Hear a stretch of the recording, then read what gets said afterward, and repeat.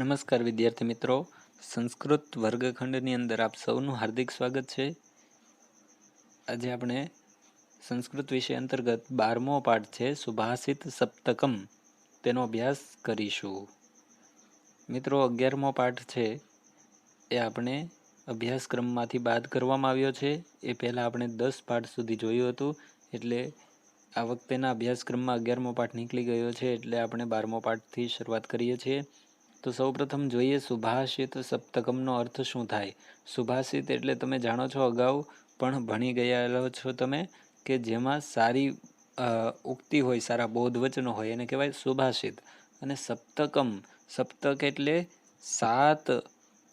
કોઈ પણ 7 વસ્તુઓનો સમૂહ, બરાબર. 8 વસ્તુનો સમૂહ હોય તો એને કહેવાય અષ્ટક, 5 વસ્તુનો સમૂહ હોય તો એને કહેવાય પંચક. તો એવી જ રીતે 7 સુભાષિતોનો સમૂહ આમાં આપેલો છે, 7 સુભાષિતો આપેલા છે, એટલે પાઠનું નામ છે સુભાષિત સપ્તકમ. તો ચાલો એની પ્રસ્તાવના જોઈએ. સુભાષિત એટલે સુંદર ઉક્તિ અથવા બોધ વચન. સંસ્કૃતમાં સુભાષિતોની અનેક વિશેષતાઓ છે, ઘણી બધી વિશેષતાઓ છે. એક તો આ સુભાષિતો ગાગરમાં સાગર ભરી દેતા લઘુ પદ્યો હોય છે, તેથી જનજનના કંઠે ગવાતા રહીને સતત વહેતા રહે છે. આ સુભાષિતની વિશેષતા શું છે? તો કે ગાગરમાં સાગર જેવું જ્ઞાન, એટલે કે નાની વસ્તુમાંથી, નાની પંક્તિઓમાંથી એવું વિશાળ જ્ઞાન, ગહન જ્ઞાન આપણને આપી દે છે, એટલે બધાને એ ગમે છે. બીજું કે એ નાના એવા હોવાથી લોકોના કંઠે ગવાતા રહે છે, બધાને યાદ રહે છે, અને વ્યક્તિને જીવનનું ભાથું પૂરું પાડે છે. બીજું કે સંસ્કૃત સુભાષિતો વૈશ્વિક ભાવનાના પોષક અને તોષક છે. સુભાષિતો થકી વૈશ્વિક, વિશ્વસ્તરીય ભાવના જાગૃત થાય છે, તથા સાથે સાથે ભારતીય સંસ્કૃતિના ઉદાત્ત વિચારો, એટલે કે ભારતીય સંસ્કૃતિના શ્રેષ્ઠ વિચારો છે અને સંસ્કારોના પ્રવાહક પણ છે. તો સુભાષિતનું મહત્વ ખૂબ વધુ છે, તે આપણે સમજી શકાય. આગળ જોઈએ. આપણા પૂર્વજ વિદ્વાનોએ પોતાની દીર્ઘદ્રષ્ટિથી જે તે વખતે જે જીવન મૂલ્યોની પ્રાપ્તિ કરી હતી, તેને આગામી પેઢી સુધી પહોંચાડવા માટે આ સુભાષિતની રચના કરી છે. જો સુભાષિતની રચના શા માટે કરવામાં આવી છે? તો કે આપણા જે પૂર્વજ, જે વિદ્વાનો હતા, એણે દીર્ઘદ્રષ્ટિથી જે પ્રાપ્તિ કરી હતી, જે જીવતરના મૂલ્યોની હતી, એ આપણા સુધી પહોંચે એટલા માટે સુભાષિતની રચના કરી છે, અને તે પ્રજામાં સુપ્રસિદ્ધ પણ થયા છે.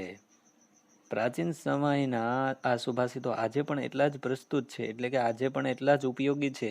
આજે પણ તે કોઈ પણ જાતના ભેદભાવ વગર દરેક માણસને આદર્શ અને આનંદપ્રદ જીવન જીવવાનો માર્ગ કંડારી આપે છે. એટલે આદર્શ જીવન જીવવું હોય તો સુભાષિતમાંથી આપણે શીખી શકાય છે. ગીર્વાણ ગીરાના, ગીરા એટલે સંસ્કૃત ભાષાના અણમોલ રત્ન સમાન 7 સુભાષિતોનો અહીં અભ્યાસ કરીશું. આ પાઠમાં 7 સુભાષિતો આપેલા છે, અને સાથે સાથે આ સુભાષિતો દ્વારા જે બોધ મળે છે તેને પોતાના જીવનમાં નિષ્ઠાપૂર્વક ઉતારવાનો શુભ સંકલ્પ કરીશું. તો આપણે જે પણ આ સુભાષિતમાંથી શીખીએ છીએ એને આપણે જીવનમાં ઉતારવાનું છે. તો ચાલો આપણે સુભાષિત જોઈએ. શનૈ પંથા શનૈ કંથા શનૈ પર્વત લંઘનમ શનૈર્વિદ્યા શનૈર્વિત્તમ પંચૈતાની શનૈ શનૈ. જુઓ મિત્રો, આ સુભાષિતમાં કહ્યું છે પંચૈતાની શનૈ શનૈ. આ 5 વસ્તુઓ ધીરજપૂર્વક, એટલે કે ધીમે ધીમે કરવી જોઈએ. કઈ 5 વસ્તુઓ? તો જુઓ, શ્લોકમાં કહ્યું શનૈ પંથા. શનૈ એટલે ધીમે, પંથા એટલે રસ્તો કાપવો, બરાબર. ધીમે ધીમે રસ્તામાં ચાલતા હોય તો ઉતાવળે ન જવું, પણ નિરાતે જવું, ધીમે ધીમે જવું. ચાલીને જવાનું હોય તો રસ્તામાં ઉતાવળ કરવી જોઈએ નહીં. બીજું કહ્યું છે શનૈ કંથા. કંથા એટલે ગોદડી સીવવી. તો આ ગોદડી સીવતી વખતે પણ આપણે નિરાત રાખવી પડે, નહીતર ગોદડામાં જે બહેનો સીવતી હોય એને ખબર હોય કે જો એમાં ઉતાવળ કરીએ તો એ આખું ગોદડું છે એની સિલાઈ બરાબર વ્યવસ્થિત આવતી નથી. તો એમાં ધીરજ રાખવી જોઈએ. ત્યારબાદ ત્રીજી વસ્તુ કહ્યું છે શનેહી પર્વત લંઘનમ. પર્વત લંઘનમ એટલે પર્વત ઉપર ચઢાણ કરતી વખતે શું કરવાનું? શાંતિથી ધીમે ધીમે પર્વતને ઓળંગવો જોઈએ અથવા તો પર્વત પર ધીમે ધીમે ચડવું જોઈએ. તો પહેલી પંક્તિમાં 3 વસ્તુ ધીમે ધીમે કરવાની કહી છે. ધીમે ધીરે માર્ગ કાપવો, ધીમે ધીમે ગોદડી સીવવી, ધીમે ધીમે પર્વત ઉપર ચડવું. ત્યારબાદ કહ્યું શનેર વિદ્યા. વિદ્યા પણ ધીમે ધીમે પ્રાપ્ત થાય. એક સાથે બધું જ આવડી ન જાય, એક દિવસમાં બધું જ ન શીખી શકીએ, પણ ધીમે ધીમે કરતાં આપણે શીખીએ છીએ. તો કહ્યું શને વિદ્યા, વિદ્યા ધીમે ધીમે મેળવવી. અને શનેર વિત્તમ, વિત્તમ એટલે ધન, ધન પણ ધીમે ધીમે મેળવવું જોઈએ. તો આવી રીતે 5 વસ્તુઓ પંચેતાની, એતાની એટલે આ, અને પંચ એટલે 5, આ 5 વસ્તુ શનૈ શનૈ ધીમે ધીમે મેળવવી જોઈએ. એના પછીનો સુભાષિત છે શીલમ શૌર્યમ અનાલસ્યમ પાંડિત્યમ મિત્ર સંગ્રહ અચોર હરણીયાની પંચેતાન્યક્ષયો નિધિ. આ 5 વસ્તુને અક્ષય એટલે કે નાશ ન પામનાર, નિધિ એટલે ખજાના સમાન કહી છે. જુઓ મિત્રો, આ 5 વસ્તુ જીવનમાં ઉતારવા જેવી છે, એટલે કે નાશ ન પામનાર ખજાના જેવી છે. ખજાનો આપણને મળે અને કેમ આપણે સમૃદ્ધ થઈ જઈએ, એમ આ 5 વસ્તુ ક્યારેય નાશ ન પામનાર ખજાના જેવી છે. તો આપણે એનું પાલન કરવું જોઈએ. પહેલી વસ્તુ કઈ કીધી? તો પહેલાં કહ્યું શીલમ. શીલમ એટલે ચારિત્ર્ય, આપણો વ્યવહાર. તો પહેલું અક્ષય નિધિ એટલે કે નાશ ન પામનાર ખજાનો કયો છે? શીલમ, આપણું ચારિત્ર્ય, આપણું વર્તન, આપણો વ્યવહાર. બરાબર. ત્યારબાદ છે બીજું કહ્યું શૌર્યમ. શૌર્યમ એટલે સુરવીરતા, પરાક્રમ. તો એ બીજો ખજાનો છે. ત્યારબાદ ત્રીજું કહ્યું અનાલસ્યમ. અનાલસ્ય એટલે આળસનો અભાવ. જે વ્યક્તિમાં આળસનો અભાવ છે, આળસ કરતો નથી, એ વ્યક્તિ પણ જીવનમાં એ ખજાના મળ્યા સમાન છે. ત્યારબાદ ચોથું છે પાંડિત્યમ. પાંડિત્યમ એટલે પંડિતાઈ, બધા જ ક્ષેત્રમાં જાણકારી હોવી, સારું એવું જ્ઞાન હોવું. તો આ પણ એક ખજાનો છે. અને ત્યારબાદ અંતિમ કહ્યું મિત્ર સંગ્રહ. મિત્રોનો સંગાત, મિત્ર બનાવવા, એ પણ એક ખજાના સમાન છે. અને એના પછીની પંક્તિમાં કહ્યું કે અચોર હરણીયાની. આને ચોર ચોરી શકે નહીં તેવા, અચોર હરણીયાની. હરણીય એટલે ચોરી શકવા, પણ આ ચોર ચોરી શકતા નથી તેવા પંચૈતાન, આ 5, એતાન એટલે આ, એતાન પંચ અક્ષય નિધિ. અક્ષય એટલે નાશ ન પામનાર ખજાના સમાન છે. બરાબર. હવે આપણે ત્રીજો સુભાષિત જોઈએ. સંહતિ શ્રેયસી પુંસામ વિગુણેષ્વપી બંધુષુ તુષેરપી પરિભ્રષ્ટા ન પ્રરોહંતિ તંડુલાહ. જો આ સુભાષિતમાં સંગઠનનું મહત્વ દર્શાવે છે. શું કહ્યું છે? સંહતિ. સંહતિ એટલે એકતા. આપણે આવી ગયું ને આગળ 7મા પાઠમાં, સંહતિ કાર્ય સાધિકા, સંગઠન કાર્યને સિદ્ધ કરનારું છે. તો એકતા જે છે કે સંગઠન જે છે એ શ્રેયસી. શ્રેયસી એટલે કલ્યાણકારી છે. સંહતિ શ્રેયસી એટલે એકતા કલ્યાણકારી છે. કોના માટે? તો કહ્યું પુંસામ. પુંસામ એટલે મનુષ્ય માટે, પુરુષ માટે. વિગુણેશુ અપી બંધુષુ. વિગુણેશુ એટલે વિરોધી ગુણ ધરાવનારા, બંધુષુ એટલે ભાઈઓમાં. વિરોધી ગુણ ધરાવનારા ભાઈઓમાં પણ એકતા હોવી જરૂરી છે. ભલે વિરોધ કરતા, ટૂંકમાં વિચાર ભલે બધાના વિરોધી હોય, પણ છતાંય તેમાં એકતા હોવી જરૂરી છે. શા માટે? તો ઉદાહરણ આપ્યું નીચે. તુષેહી અપી. તુષે એટલે ફોતરાથી, પણ પરિભ્રષ્ટા. પરિભ્રષ્ટા એટલે અલગ થયેલા, ફોતરાથી અલગ થયેલા. તંડુલાહા ન પ્રરોહંતી. તંડુલાહ એટલે ચોખા. ન પ્રરોહંતી એટલે ઉગતા નથી. ફોતરાથી અલગ થયેલા ચોખા ઉગતા નથી. ખેતર હોય તો એમાં આપણે ઉગાડવા માટે એ ફોતરા સાથે જે વાવીએ છીએ તો એ ઉગે છે. બાકી જો ચોખા અલગ થઈ જાય તો એ ઉગતા નથી. એટલે આપણે સંગઠનમાં રહેવું જોઈએ. એવી વાત કરવામાં આવી છે. ત્યારબાદ છે ચોથો શ્લોક, નાસ્તિ મેઘ સમમ તોયમ નાસ્તિ ચાત્મ સમમ બલમ નાસ્તિ ચક્ષુ સમમ તેજઃ નાસ્તિ ધાન્ય સમમ પ્રિયમ. જો આની સમાન બીજી કોઈ વસ્તુ નથી. શું કહ્યું? પહેલું કહ્યું કે નાસ્તિ મેઘ સમમ તોયમ. નાસ્તિ એટલે નથી, મેઘ સમમ એટલે મેઘ સમાન, તોયમ એટલે જળ અથવા પાણી. મેઘ સમાન બીજું કોઈ પાણી છે નહીં. જે વાદળનું પાણી આવે છે એ જ સર્વશ્રેષ્ઠ પાણી છે, એની જેવું બીજું ક્યાંય પાણી નથી. બીજું કહ્યું નાસ્તિ ચાત્મ સમમ બલમ. સુભાષિતમાં શું કહ્યું બીજું? કે નાસ્તિ આત્મસમમ, આત્મસમન, આપ સમાન, આપણો જે આત્મવિશ્વાસ છે તેની સમાન. બલમ નાસ્તિ, આત્મસમાન જેવું બીજું કોઈ બળ નથી. વરસાદ જેવું બીજું કોઈ પાણી નથી અને આત્મ સમાન બીજું કોઈ બળ નથી. નાસ્તિ મેઘ સમમ તોયમ નાસ્તિ આત્મ સમમ બલમ. પછી ત્રીજું, બીજી પંક્તિમાં જો કહ્યું, ત્રીજી વસ્તુ કહી કે નાસ્તિ ચક્ષુ સમમ તેજઃ. નાસ્તિ એટલે નથી, ચક્ષુ સમમ, સમમ એટલે સમાન અથવા જેવું, ચક્ષુ એટલે આંખો, આંખો જેવું તેજ બીજે ક્યાંય નથી. એટલે આંખ જો હોય તો જ તેજ છે. આંખ ન હોય તો કોઈ પણ પ્રકારનું તેજ આપણે અનુભવી શકતા નથી, જોઈ શકતા નથી. એટલે આંખ જેવું તેજ બીજે ક્યાંય નથી. બરાબર. અને છેલ્લે કહ્યું નાસ્તિ ધાન્ય સમમ પ્રિયમ. પ્રિયમાં પ્રિય વસ્તુ હોય તો શું છે? ધાન્ય છે, અનાજ છે. કારણ કે માણસને જીવવા માટે, ટકી રહેવા માટે અનાજ અત્યાવશ્યક છે. એટલે આ સુભાષિતમાં કહ્યું કે ધાન્ય જેવું બીજું કોઈ પ્રિય નથી. હવે ચાર વસ્તુ કહી, ફરી એક વખત આપણે જોઈ લઈએ કે મેઘ સમાન જળ નથી, આત્મ સમાન બળ નથી, આંખ સમાન તેજ નથી અને અનાજ સમાન બીજું કોઈ પ્રિય નથી. હવે પછી પાંચમો શ્લોક જોઈએ. એ થોડો શ્લોક મોટો છે. સત્યમ તપો જ્ઞાન મહિંસતામ ચ વિદ્વત પ્રણામમ સુશીલતામ ચ એતાની યો વિદધાતિ સ વિદ્વાન ન ह्येक પક્ષો વિહગ પ્રયાતિ.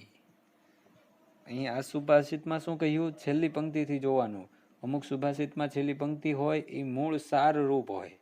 તો અહીંયા પણ એવું કહ્યું છે, ન ह्येक પક્ષો વિહગ પ્રયાતિ. પાંચમા સુભાષિતમાં કહે છે કે એક પક્ષ, એક પાંખવાળો, વિહગ, વિહગ એટલે પક્ષી, એક પાંખવાળું પક્ષી, ન પ્રયાતિ ચાલી શકતું નથી, ઉડી શકતું નથી કે ગતિ કરી શકતું નથી. પ્રયાતિ એટલે ગતિ કરી શકતું નથી.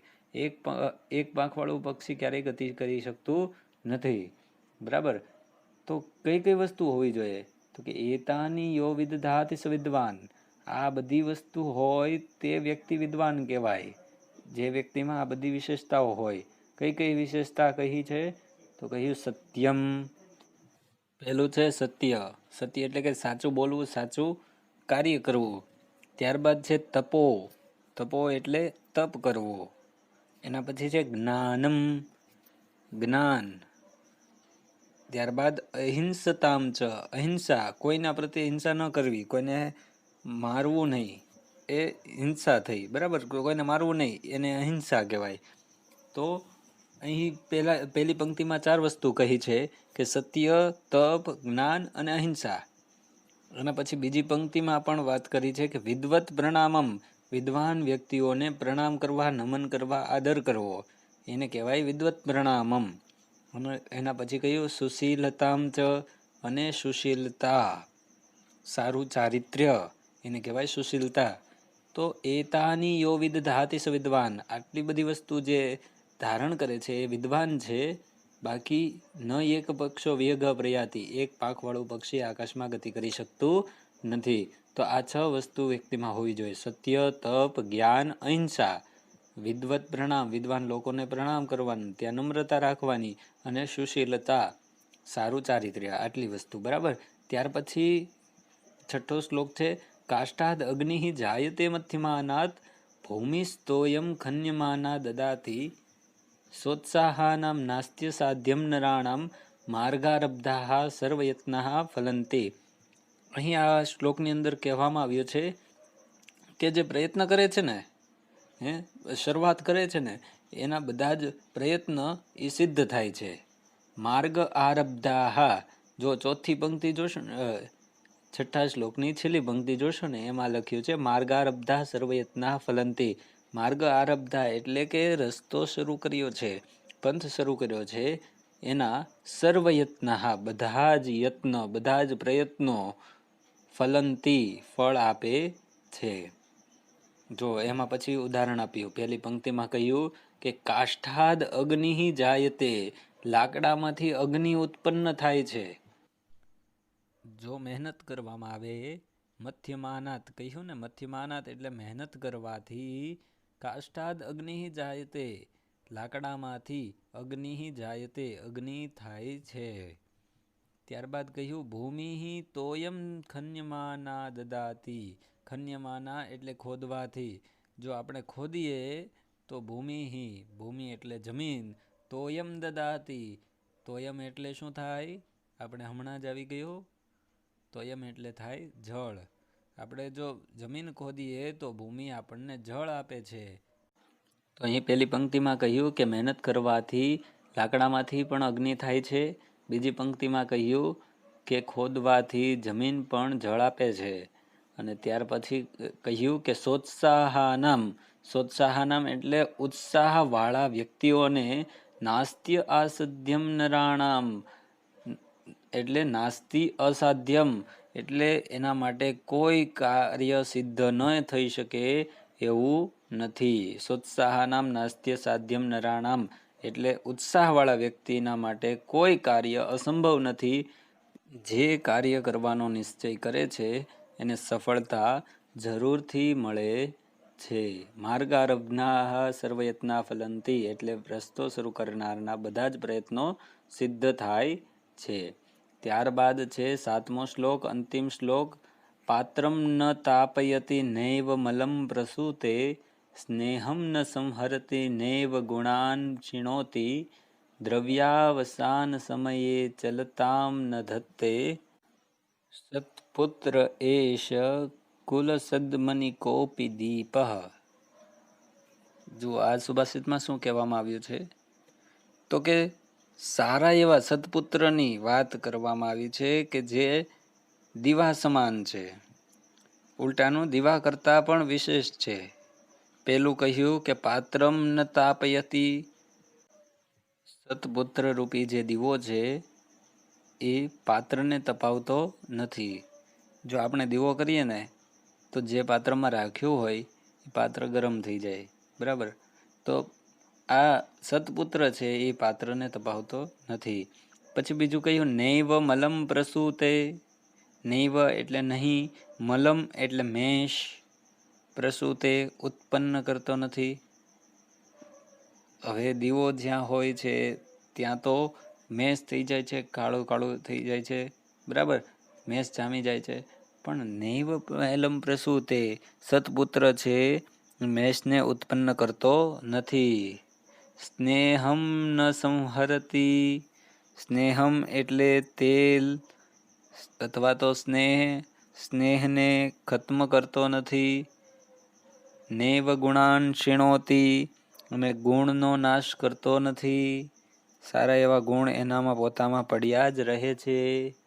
દ્રવ્ય વસાન સમયે એટલે કે એની અંદર જે દ્રવ્ય પડેલું છે, દ્રવ્ય એટલે તેલ અથવા તો જો દીવાની વાત હોય તો તેલ, અને સત્પુત્ર રૂપી દીવાની વાત હોય તો પૈસા.